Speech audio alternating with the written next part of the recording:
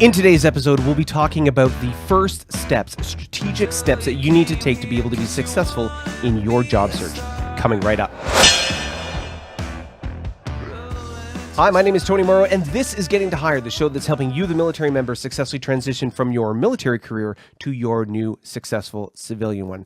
In today's episode, we're going to be talking about the first steps and strategic steps that you need to take to be able to be successful in your job search. And to help us with that, we have Laura Hartnell, expert in career transition and resume writer, joining us today. Laura, thank you so much for joining us. Hi, Tony. Thank you so much for having me on your show. So Laura, in today's episode, we want to talk about these strategic steps to be able to prepare and basically get ourselves off on the right foot when it comes to transitioning military member seeking success in their civilian job search. So we're going to break this down into three phases. And the first one is understanding the environment or the landscape that we find ourselves in after leaving the military. So can you perhaps describe to us, knowing that the military is this very traditional organization, can you set the tone for us as far as where we're coming from, this traditional, hierarchical, career-oriented organization, to the dramatically different environment that we're in today? Sure, no problem. So traditionally, go back 20, 30, 40 years, you would get your foot in the door with the company, maybe start out at the bottom of the ladder, and then gradually over time, demonstrating your loyalty to the company, you would get promoted based on your years with the company. That is very much an outdated practice these days. Company loyalty is not... It's just not prevalent anymore. It's expected that most people will switch careers every 3 to 5 years. And so it's very much a gig economy based on contract work. And even if you're not a contract worker, you need to be in that contract gig mindset where you constantly need to be working on achieving results within that organization, keeping metrics so you can document your own results, your own accomplishments for your own self-promotion, and then just making sure you have visibility within the market so that, should there be any type of corporate restructuring or you perhaps decide that you're ready to move on, maybe you're ready to hit that next rung on the ladder, you're prepared for marketing yourself within that economy. So that is right off the bat, we've hit this major milestone in the sense that what you just described is profound in the shift in mindset that military members have to make in this regard. So whereas we are making sacrifices on our time and our family and so on for our service and the organization, the government in our military environment now, and that's very much this service-oriented mindset when it comes to our employment. Like we are serving the employer. But what you're describing right now, when you describe the gig economy, is a dramatic shift where essentially you're becoming much more selfish in your perspective. And that's not necessarily a bad thing, but being more focused on it from a, in a sense, looking at yourself as a business. You are kind of like your own agent, your own advocate. In a previous video on this channel, we talked about that as being like a sports athlete mentality. You're playing on a team for whatever company you will end up working for. But when it comes time to find that job, negotiate your salary and so on, you're very much, fighting for yourself or advocating for yourself in that regard. So that's a huge shift. And when you said 3 to 5 years, I think, from a career standpoint, when you have people 10, 20, 30 plus years in a career, to shift out of that into somewhere where you're looking at a horizon of 3 to 5 years, that's a significant change.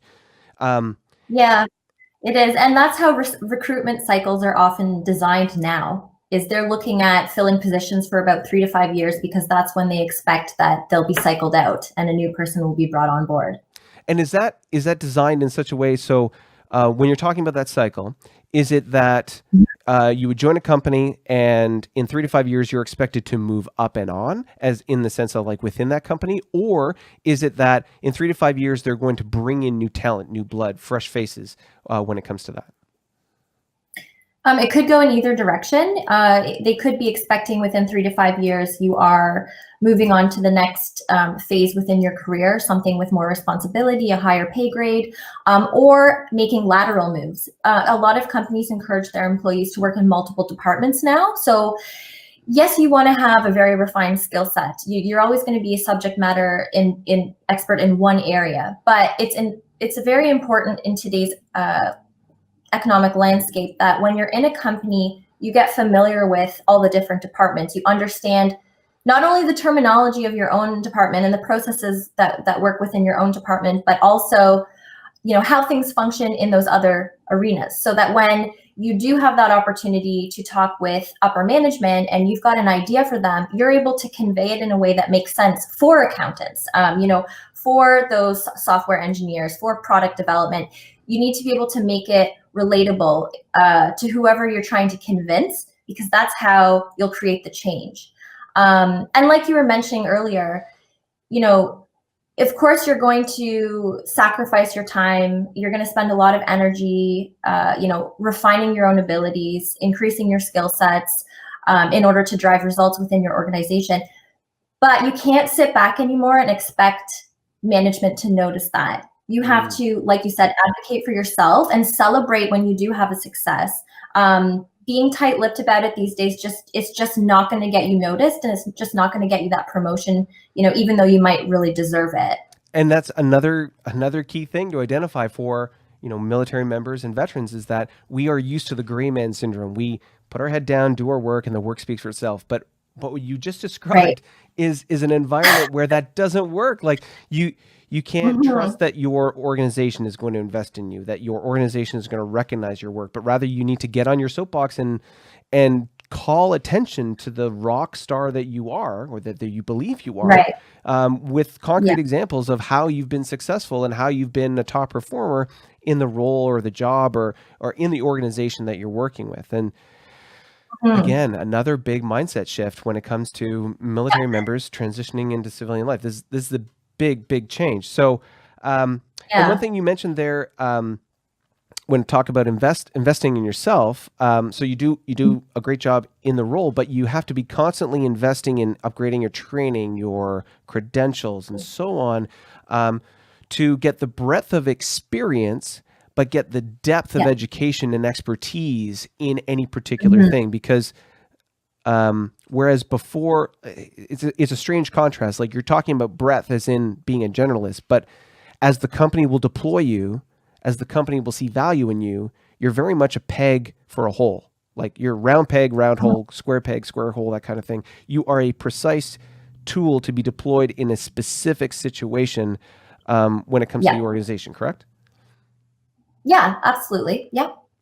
So moving forward then, if this is the landscape that we're dealing with, where we have to be our own advocate, we have to be highly skilled, highly trained, specialized, but at the same time, over the course of our kind of career, develop this breadth of experience or exposure to different aspects of any particular business or industry, and understand how our skill sets apply to those various circumstances. How can we begin, again, in those first moments, those first days, those first months as we're transitioning out? How do we start to build an idea of the direction we want to head in? Because, it's a big world out there. There's lots of stuff you can do. And if you're coming from the military industry, yes, you could laterally transition into some kind of military industrial complex position, something that supports the military in some way, shape, or form, a consultant or something. But if you're looking to see this as an opportunity to really try something new, how do you find those opportunities? How do you identify what you'll be good at and kind of double down on it? Absolutely. Well, first and foremost, if you are going to make a big transition like this, you want to do your research, and you also want to spend adequate time reflecting on your own values. So what's important to you? Do you want to spend more time with your family? Do you want a job that's going to allow you some flexibility?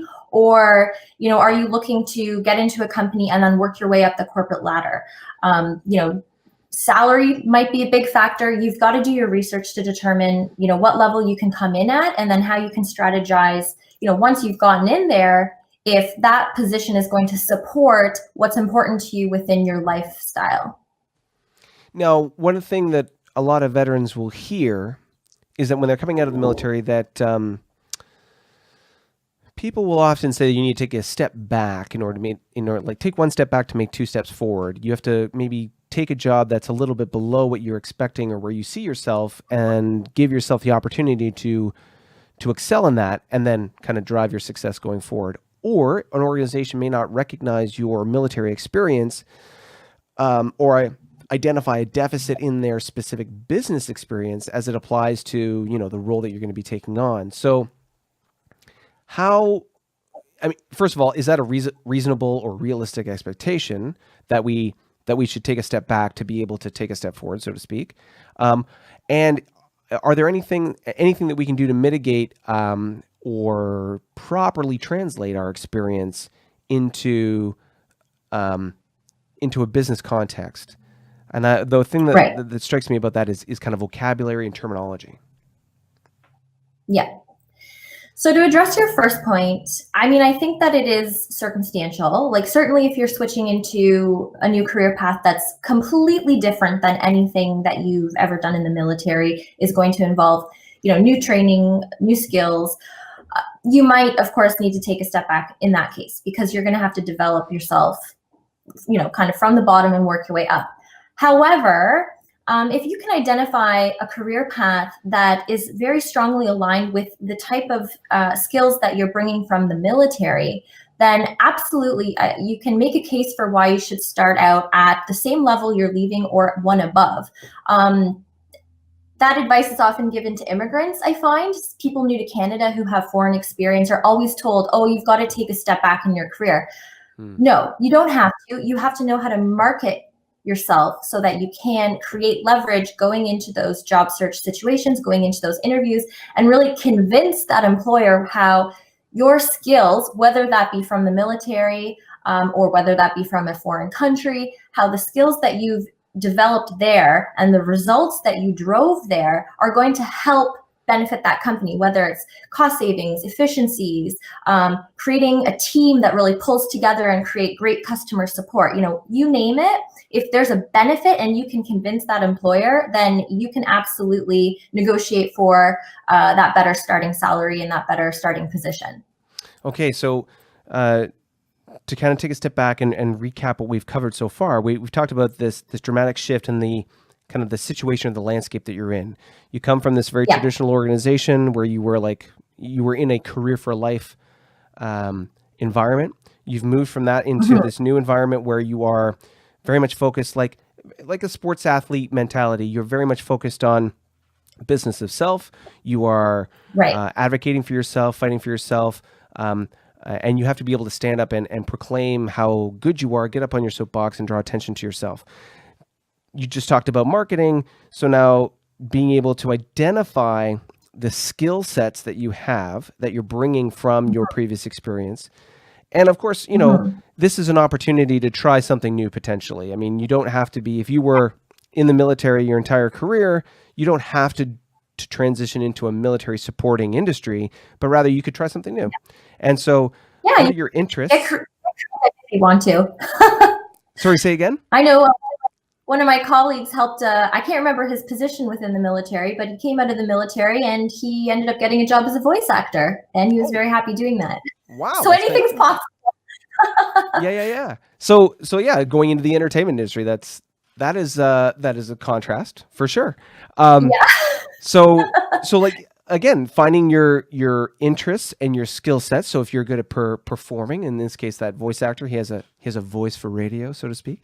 That's an asset that he has. He has an interest in doing that. And then so you line up the skill sets and the interests, and you find industries, you find roles, you find jobs that complement those skill sets and interests. And then finding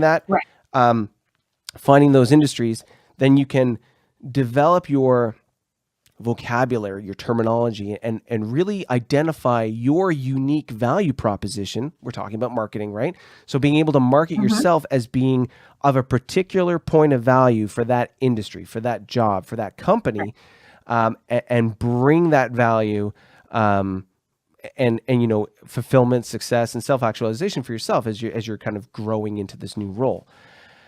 Right. Now, that's a lot to kind of handle on a kind of, heady kind of thought process. And then probably, the viewers are asking, okay, great. That's fantastic. I've kind of mapped out what I want to do. Now what? Like, how do I go out there and get something? Well, I guess the hunting of the job, so to speak, happens in various ways. So, Right. and this was interesting in our first conversation. I was a little taken aback by when you talked about the rules when it comes to this kind of thing, and I didn't realize that there were necessarily rules. But let's talk about those three kind of tiers, we'll call them graduating tiers. Graduating tiers of your ability to job search and find something that you're looking for. Yeah, absolutely. So we'll start with what would be considered, the very traditional job search, which is to leverage job boards, look on company websites to see open positions. Now, coming out of the military, you're going to have, your own titles that the military has, your own, set of lingo. So it's important to first understand how to translate that into a way that makes sense given the industry that you're targeting. So doing that research, looking at different job postings, if you have a sense as to the type of position that you think you're suitable for and that you're interested in, you want to pursue, start combing through the job postings to see how are they phrasing things. Are there specific words here that are industry specific that I'm not sure about? Look them up. Start to compare, the skill set that they're looking for or the experiences that they're looking for based on, compare those to what you've done in the military. They might go by different terms, but it might be very similar once you've kind of researched it and understand what it really means. So make sure you've mapped that out so you can understand how to basically translate your skills and your experiences into something that makes sense for that industry.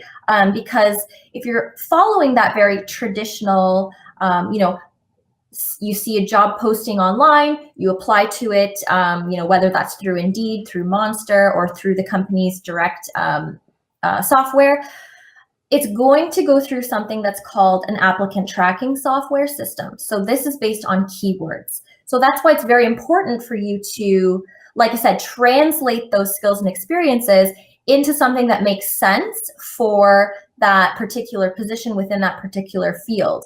Because if you're unable to ensure that these keywords are incorporated in your document, you're going to get screened out initially. So these applicant tracking software systems, it'll rate your application based on a percentage of keyword matches. So if you don't meet the threshold that they've determined from, HR or recruitment, then you're going to get dropped. And it screens out about 80% of all applicants. Wow. And that means that a human never actually even looks at your application. And it's funny because, thinking back, when I joined the military, I walked in with a paper resume, and I immediately, obviously, face to face with somebody and began that process. And certainly there was administrative stuff behind the scenes, but you're always dealing with a person. Now, the environment for finding a job in this way, this very traditional kind of, well, traditional in the sense that this is the most traditional way to do it. Job boards, direct applications to companies, and so on. This idea that you're getting screened out and you don't even know. You're not made aware of how, what is it that you were missing? What is it that you were deficient in, so to speak, in your application to even register? You might have. So, for example, a great example of the terminology difference you were talking about is project management. In the military, the organization and execution of missions is the project management lifecycle. And you can map that very clearly. But the terminology and the words used to describe the different stages, the different aspects of deploying and beginning and ending project management cycle, it's different terminology. And if you don't use the right words, then no one understands what you're talking about because they're not in the military. And like you say, it's all about the right words in the right time so that the software piece can pick you up and elevate you and put you in front of somebody. So it's difficult. And I know that when it comes to a different, in Canada anyway, for provincial and federal government job applications, if you want feedback on why you were not successful in a particular selection, you can request that and they will give you some feedback as far as identifying where your application was not successful. But this is a really difficult process to go through, and it doesn't necessarily breed a lot of success. Whereas the second of these three steps that we're talking about is a much more, perhaps it's much more natural in the sense, and it has the highest degree of success, and statistically is how most people find their jobs. And you talk about this informational interview and the building of your network. Yeah, absolutely. When it comes to securing an interview and actually getting a job offer, most of the time those are coming from people who have referred you from within the organization. So relationship building is so important, not only when you're job searching, but just throughout your career in general. You don't want to create these relationships with people and then as soon as you've gotten what you want out of them, drop them aside. You want to make sure you're continuing to cultivate those relationships, realize that it's a two-way street. They're not just there to help you, you're there to help them as well.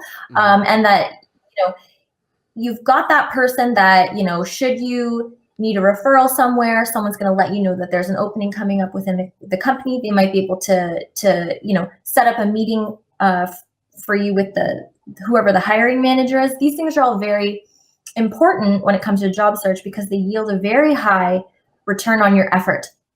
However, they are a bit of more of a long-term strategy. Mm-hmm.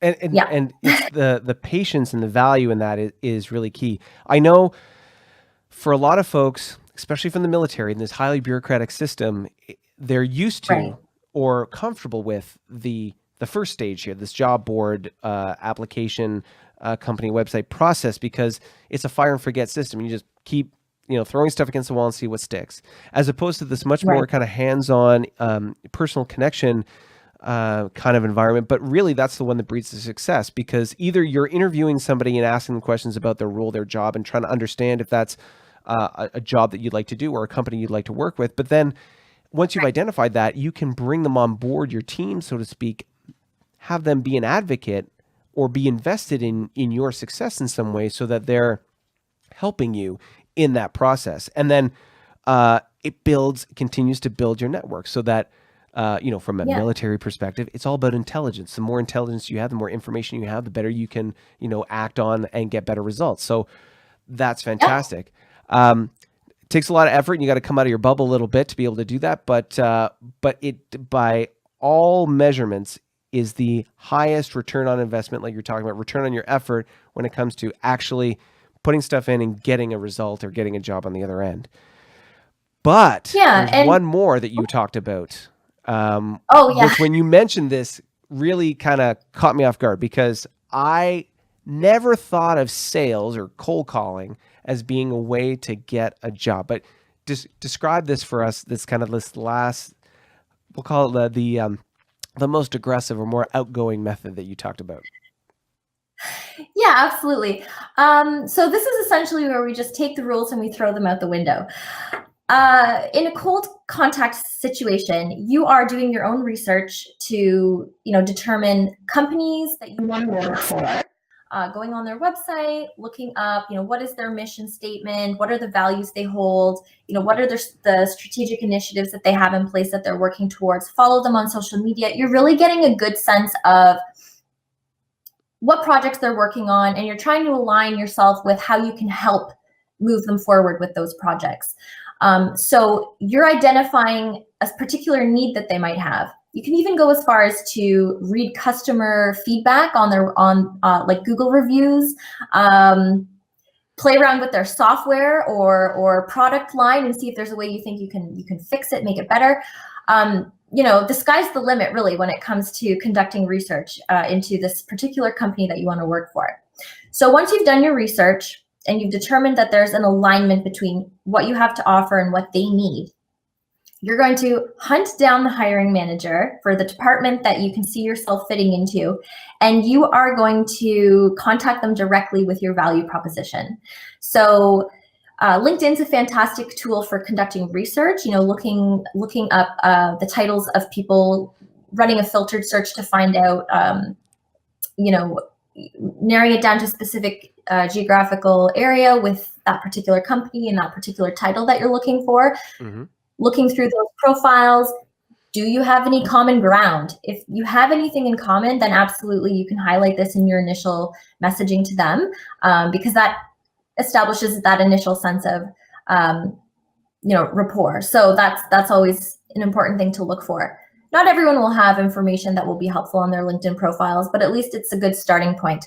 There are email hacking tools you can use to plug in those profile URLs and get their work email, so that you can email them directly with your value pitch, why you're going to come on board and help them out and drive value for their organization. Mm-hmm. And you can attach your resume directly. It's going to be made out specifically to them and targeting a very specific way that you're going to help them. And this whole mentality, like this cold calling or the sales directed mentality, it very much fits with what we talked about earlier at the very beginning about this business of me, or this business of self kind of approach, which is you are a set of skills, an HR asset to be deployed, but you are your own HR asset, your own business that you're trying to provide a unique solution, a unique value proposition to this particular company or individual. And that idea of it's what people think of a resume oftentimes, I think, is just like a standard document. Like there's a pre-formatted way that every resume should look. And that is so wrong in the sense that it's all about marketing. It's all about, think about all the different ways that you've had marketing of some kind hit you, whether it's a TV ad or something on Instagram or Facebook ad or even a jingle on the radio or a poster, billboard, or whatever it is. Like there are many different ways that, there's even apps out there that will text you basically ads or prompts or, value offers, unless you block them. So there's all these different ways that marketing can work. So you need to be able to identify your target market, as in this organization, this individual, their position, and so on. Then you need to be able to identify how and what way you can best reach them and what will resonate or be absorbed by them the best. The classic example is people who call you, those telemarketers that call you at dinner time. I think everybody is relatively universally hating those people, not because they're bad people, but because you're interrupting my dinner, bam. And everybody hates that interaction. So you need to find the way to be able to interact and connect with those people, whether it be the coffee interview for the informational interview, whether it's like a soft connection on LinkedIn and build a rapport and add value to that person and then find and ask. This actually lines up perfectly with Gary Vaynerchuk, for all those who don't know. Great entrepreneur, big out there in the social media space. He has a title of one of his books called Jab, Jab, Right Hook, or Jab, Jab, Jab, Right Hook. And the idea that you're providing value, provide value, and then you ask for something. And it's you continue to provide value to that person that you're building the relationship with. And only after you've provided disproportional value, you actually make an ask for something, whether that be a job or an introduction or an interview or whatever it be. So to recap, we talked about the landscape and the environment being that it's so different from where you were in the military to where you are now in the private sector, in the civilian space. We talked about those strategic steps that you need to make mentally as far as identifying your interests, your skill sets, where those match up, and then where those matched items on your skill set and interest list find, a good match in an industry or role or job that you want to do or company that you want to work with.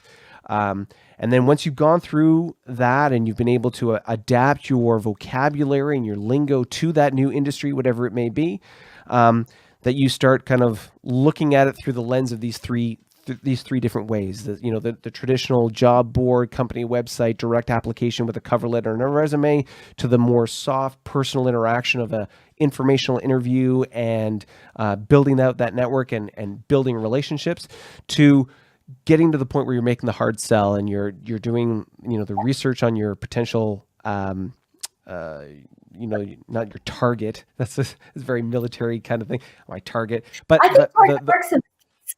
Sorry, say again. I think target works in this case. You're laser focused on that target and how you're gonna add value.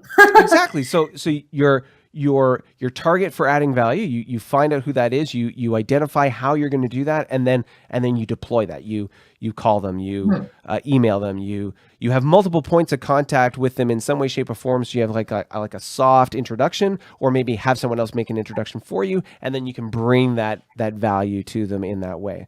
So that's a lot to take in this episode, but to be fair, these are all strategies, mindsets. These aren't the tactical tools or the how-to necessarily to be able to, like, how do I write my resume in format? How do I create these marketing documents to be able to provide people? What are the ABCs and nuts and bolts of doing this? This is not what this is about. This is the very first steps about understanding your strategy and approach, which if you don't do this planning piece first, you're going to set yourself up for lack of success. And that's why this is so key. So Laura, I'm hoping that we can certainly get together again in the future and we can start dialing into those detailed tools and tactics of, like, the actual nuts and bolts of how we can take these strategies that we've just talked about and deploy them specifically, surgically, to get results for these transitioning members. Yeah, for sure. It's so important to be prepared. And right now, if you're just thinking about making the transition, it's important to just wrap your mind around what you need to do, and start to change the way you think about things, which will later on change your habits, your job search habits, and your work habits. It's not that obedience anymore. It's innovation is born through disruption. And so companies now are looking for people to bring them fresh ideas. And you can certainly do that if you're prepared, you've done your research, and you're confident about what you can bring to the table. So as we end off this episode and we're leaving people with a lot to think about, what kind of resources or tools can they tap into, or that you would recommend for folks, so that they can explore or amplify some of the things we talked about today? Well, some resources I would recommend would be, actually, I was just published, had one of my samples published in Resumes for Dummies. This is the 8th edition. This has a ton of great information in it. It's written by Laura DiCarlo, about how to gear yourself for a proper job search and what you need to do in order to create those personal marketing documents. So there's tons of resume samples in there. Mm-hmm. Another there was a resource tool to be able to find people's email address online, to be able to find those specific hiring managers and so on. Yes, there are lots of tools. They're called email hacking tools. One that I use is called Cell Hack. Mm-hmm. It's free for a certain number of searches per month, but it's a tool that's often used by recruiters. I learned about it actually at a recruiter conference I attended. And I was like, oh, that's good to know. It's used by recruiters. It's used by people that do cold calling for sales. Mm-hmm. So it's a great resource. There's no shortage of these different platforms you can use if you just Google search email hacking tools. Email hacking. So we're gonna put in the description below. We're gonna put in a bank of different tools and resources that you can access, including Resume for Dummies, the 8th edition. So you can click on that, access that, and start digesting some of this stuff, and kind of picture in your mind's eye how you're going to be able to deploy these strategies that we talked about today in your job search. Laura, if folks are looking to try and connect with you, how can they do so? I'm available. You can contact me via email. I can list my email, I'm sure, in the resources that you're going to provide. We'll put Or it can in the give me notes a call below. or yeah, I can leave my phone number. Feel free to call or text me if you have a question, or if you want to chat with me. We could arrange for a consultation so I can learn more about you and what you're thinking of transitioning to, and to see if there's any way that I might be able to help you along that journey. So certainly feel free to reach out to me if you feel like you have a question or a concern. I'm also on LinkedIn. I do post content pretty regularly, lots of tips that can help you once again, wrap your head around these different job search strategies, and as well as give you some concrete examples as to ways you can go about implementing them. Absolutely. We'll have your LinkedIn profile, your website, and email contact information in the link in the description below. Laura, thank you so much for joining us today on Getting to Hired. Fantastic. Thank you so much for having me, Tony. I really enjoyed speaking with you, and I hope this is valuable information for your listeners. Absolutely. Well, thank you, everybody, for joining us today. That's a lot of information to have kind of digested in one episode. I mean, these 3 phases, again, understanding the landscape, the transition in the strategic steps as far as understanding your skills and interests and mapping that to an industry or job or role. And then, of course, these different rules on how to be able to apply for jobs, the direct fire and forget job boards, the building that personal relationship and informational interviews, and then the kind of cold call, sales call that you're going to be doing potentially to be able to find those opportunities and really provide value to the employer and, of course, for yourself. Lots to digest today. If you found this valuable today, please feel free to share this with as many people as you think will find value in it, and give us a like on LinkedIn and YouTube. If there are any questions, or if you are finding some of what we're talking about kind of something you want to discuss, add in the discussion below. Put your notes in, and I want to hear your questions and things that we can answer in the second episode, where we're going to talk about the detailed tactics, the tools, the fidelity on how we're going to deploy these strategies for maximum results for you. So I'm Tony Morrow. Thank you for joining us on Getting Hired today. Looking forward to seeing you in the next one. Bye for now.